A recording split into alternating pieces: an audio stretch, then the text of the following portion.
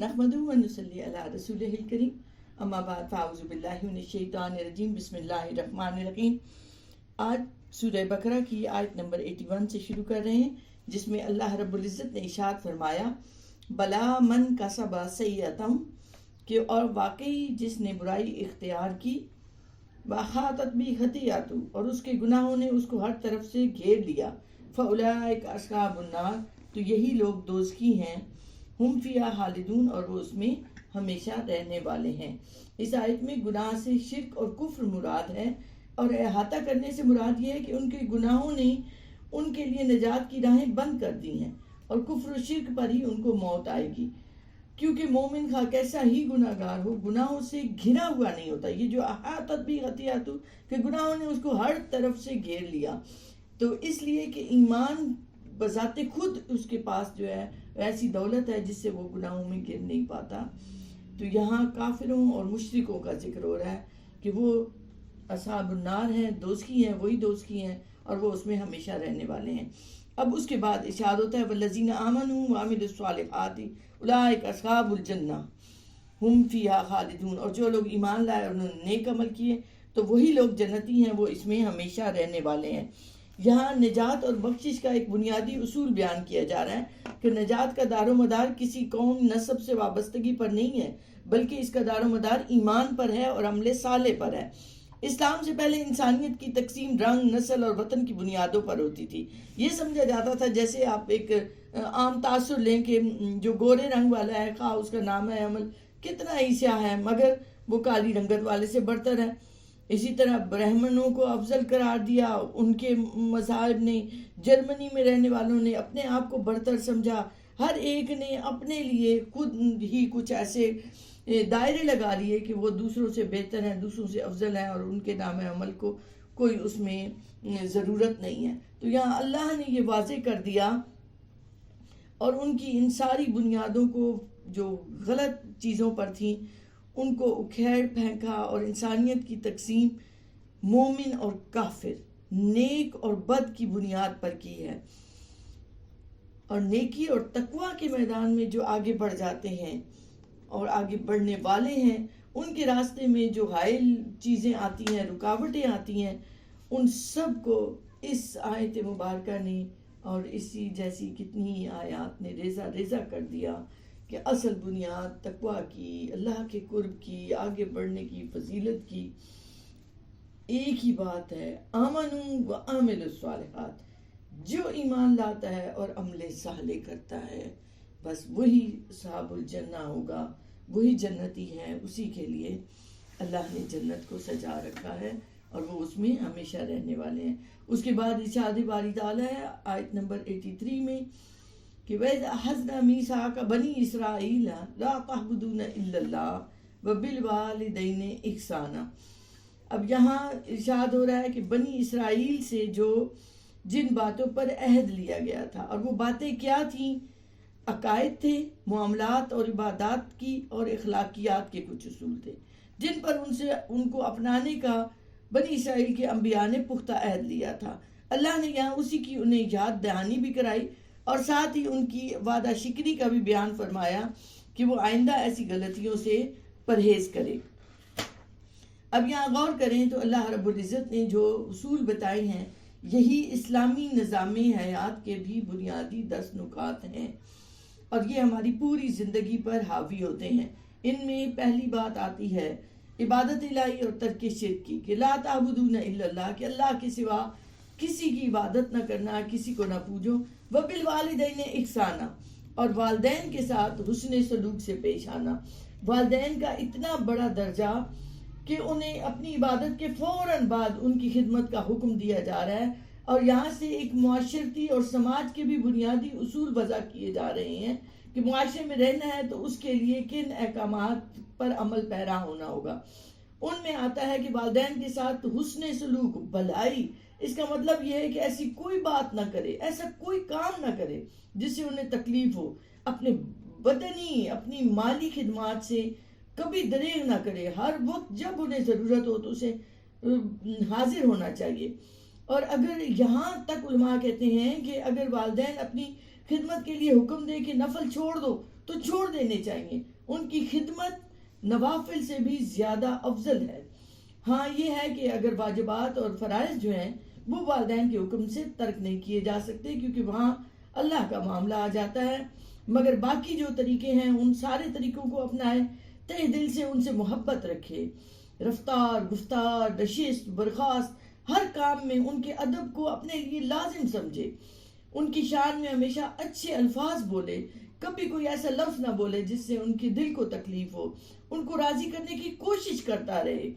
اور ان کے اگر وہ فوت ہو جائیں تو ان کی وصیت کو جاری کرے، ان کے لیے فاتحہ، صدقات، تلاوت قرآن، ایصال ثواب کی ہر صورت کو ان کے لیے اپنائے، ان کے لیے مغفرت کی دعا کرے، جتنی حیثیت ہو اتنی زیادہ ان کے لیے ایصال ثواب کے لیے کام کرے، ان کی قبر کی زیارت پر بھی جائے،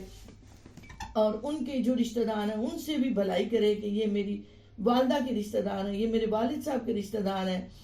اور اگر وہ خود گناہگار ہوں تو کوشش کریں کہ نرمی سے ان کی اصلاح کرے اور انہیں راہ راست پر لانے کی کوشش کرتا رہے. اس کے بعد ذی القربہ، اور آپ دیکھیں کہ رشتہ داروں کے بھی بہت حقوق ہیں. صلہ رحمی کا حکم دیا گیا ہے کہ اس سے عمر میں اور رزق میں برکت آتی ہے. اسی طرح والیتامی والمساکین، کہ یتیموں کے سر پر ہاتھ پھیرتے ہیں، اس سے بھی جتنے بال ہاتھ کے نیچے آتے ہیں اتنا ثواب، اتنی نیکیوں کو ثواب ملتا ہے. اور مسکینوں کے حقوق رکھے، اور اس کے بعد فرمایا وَقُلْ لِلنَّاسِ حُسْنًا، کہ لوگوں سے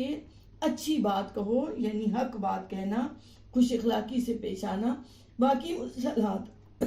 معاف کیجیے، اور نماز کو قائم کرنا، وَآتُوا الزَّکَاۃَ، اور مال میں سے زکوٰۃ ادا کرنا. پھر فرمایا ثُمَّ تَوَلَّیْتُمْ إِلَّا قَلِیلًا مِّنْکُمْ وَأَنْتُمْ مُعْرِضُونَ. بنی اسرائیل سے کہا جا رہا ہے کہ پھر تم پھر گئے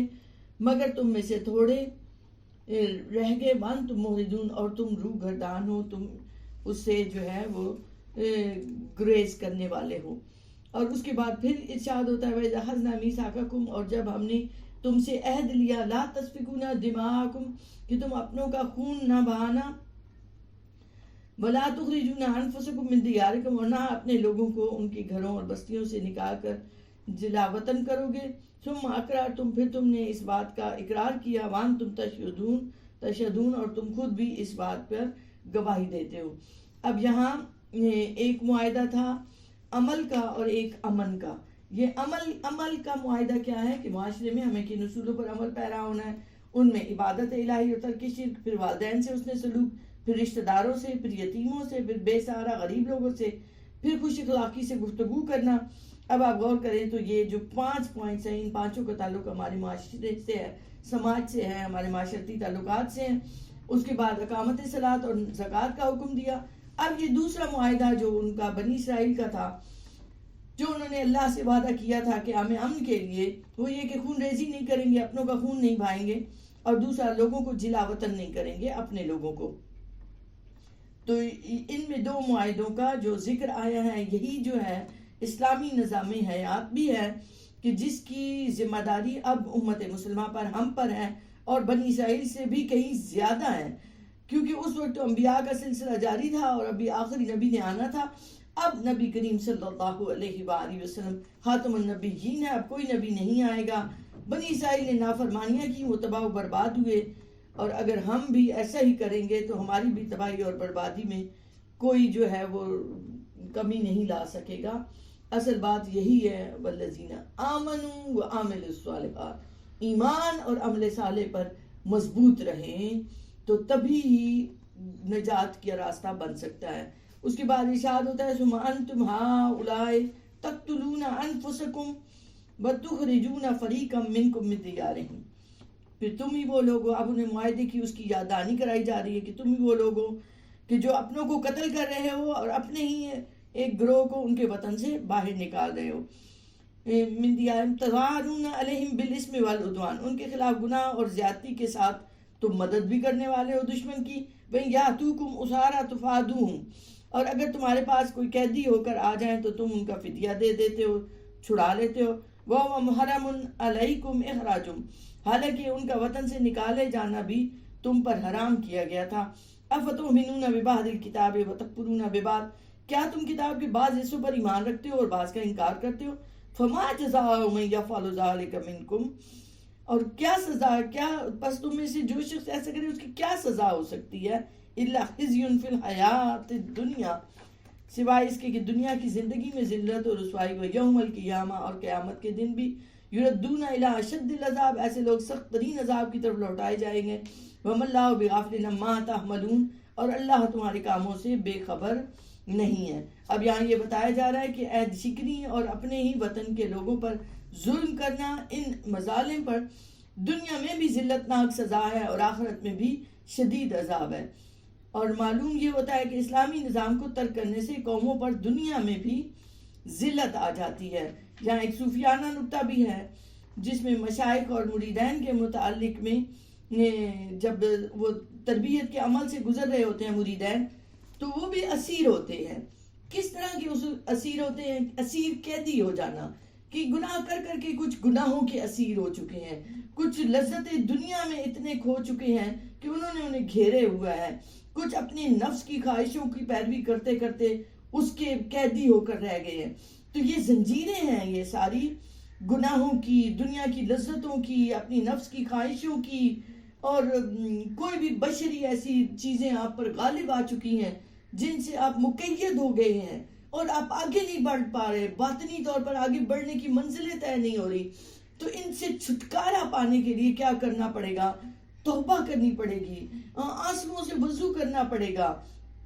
ایک روحانی آزادی کے لیے سٹرگل کرنی پڑے گی کہ مادی قیدیں ہیں، یہ مادی قیود سے باہر نکلنا ہے۔ تو ضرورت ہے کہ ایک ایسا کوئی فرد ہو جو نیک اور صالح ہو، جس کا ہاتھ پکڑا جائے۔ یہاں سے ولی کی ضرورت کا بھی احساس ہوتا ہے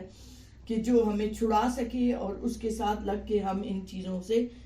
بچ سکیں۔ اب یہاں یہ جو واقعہ ہے، اس کا ظاہری جو اس کا پس منظر بیان کیا جاتا ہے کہ جب مدینہ پاک میں نبی کریم علیہ السلام تشریف لائے تو اس سے پہلے 2 قبیلے تھے،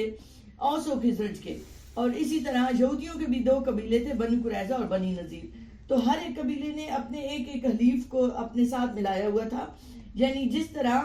اوس و خزرج تھے تو بنو قریظہ اوس کے ساتھ تھے، ان کے حلیف تھے، اور بنو نذیر خزرج کی مدد کیا کرتے تھے۔ تو جب یہ ایک دوسرے سے لڑتے تھے، جنگ ہوتی تھی، تو بنو قریظہ جو تھے وہ ان کی ہیلپ کرتے تھے اوس کی، اور بنو نذیر جو تھی وہ خزرج کی مدد میں ان کے ساتھ میدان جنگ میں بھی اترتے تھے، تلواریں بھی اٹھاتے تھے، ایک دوسرے کی خون ریزیاں بھی کرتے تھے۔ مگر جب قید ہو کر وہ چلے جاتے، اوس کے ہاتھوں میں کوئی گرفتار ہو جاتا، تو بنو قریظہ اب مالی معاوضہ دے کر اس کو چھڑا لیتے۔ یعنی لڑائی میں تو وہ ایک دوسرے کے خلاف ہوتے، ایک دوسرے کی تلواروں سے کاٹ رہے ہوتے، مگر قید ہو جاتے تو اب یہ کہتے کہ اب اس کو چھڑانا جو ہے وہ ہمارے لیے ضروری ہے، تو اس کے لیے مال خرچ کر رہے ہوتے۔ تو یہاں یہ انہیں یاد کرایا جا رہا ہے کہ ظلم کرنا اور حرام چیزوں میں ساتھ دینا بھی تو منع تھا۔ اس وقت تمہیں کتاب کے احکامات یاد نہیں رہتے، یعنی کتاب الہی کے ایک حکم کو مانتے ہو اور باقی احکامات کو نہیں مانتے ہو۔ تو یہ بھی ایک یہاں بتایا جا رہا ہے کہ غلط ہے، جب اس کو بھی انتہائی بلکہ کفر قرار دیا گیا ہے کہ عہد میں سے کچھ مانو اور کچھ نہ مانو۔ اور اسی طرح سے کتاب الہی کا جو ہے پورے طریقے سے اس پر عمل کرنا ضروری ہے،